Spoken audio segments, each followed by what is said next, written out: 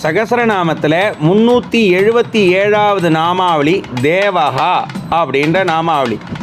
இந்த நாமாவளிக்கு ஆழ்வார், ஆச்சாரியர், பெரியோர்கள் சொல்கிற விளக்கம் என்னென்னா, ஜீவர்களை விளையாடச் செய்து தானும் விளையாடுபவர் அப்படின்னு நிறுத்திடுறார்.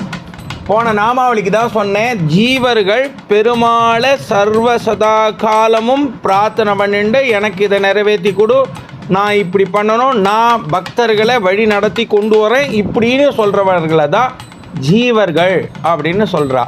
பரமாத்மாக்கள் ஜீவர்கள் அப்படின்னு சொல்கிறா. அப்படியாப்பட்டவாளுக்கு பெருமாள் விளையாடுற மாதிரியான செயல்களை செய்ய வைக்கிறாராம். அப்படி விளையாட்டாக செய்கிறது மட்டும் இல்லாமல் அந்த விளையாட்டில் தானும் பங்கு கொண்டு பக்தர்களை வழி நடத்தி செல்றார் அப்படின்னு சொல்கிறா. ஜீவர்களும்